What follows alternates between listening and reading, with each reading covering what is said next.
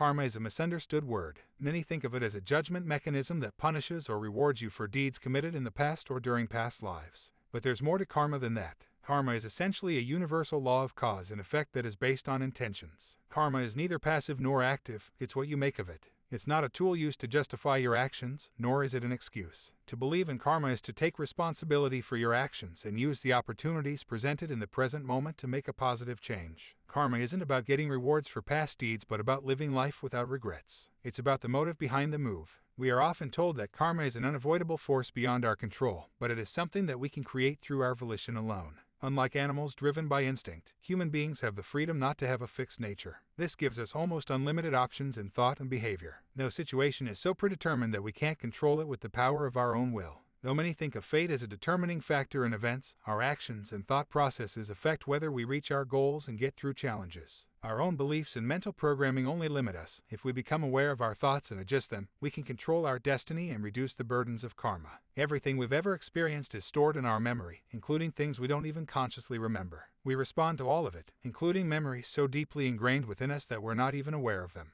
Yogic tradition recognizes 8 kinds of memory. The first 4 types, about collective karma, are the products of the elements in genetics. These are elemental, atomic, evolutionary, and genetic memories. The other 4 kinds of memory are the products of personal volition. These are karmic, sensory, articulate, and inarticulate memories. Not everyone in the universe has access to their entire karmic memory in a single lifetime. Even in a person's physical lifetime, they might only have access to a portion of it. This portion is called allotted karma. It's treated like a hard drive on a computer. You're given access to some of your allotted karma, but it can be altered or deleted, just like files on your hard drive. Every culture has its origin myth. In yogas, everything began with pure intelligence, which they call Brahman or God or universal consciousness. By meditating, humans can merge back into this intelligence, hence attaining ultimate peace and happiness. According to yogic beliefs, we have 5 bodies: the physical body, the energetic body, the mind or intellect, the etheric body, and the bliss body. Karma operates primarily on the first 3 bodies, leaving a karmic footprint in our minds and energy bodies as long as we live. Even when our bodies become frail and our senses fail us in old age, our karmic memory persists in our etheric bodies. Emptying the karma warehouse doesn't mean that all memories are bad. Instead, it means that you should look for ways to continue to benefit from a positive memory instead of being a slave to a negative one. Sadhguru explains karma in this way: you can never detach yourself from your karma. Yet, you can distance yourself from it.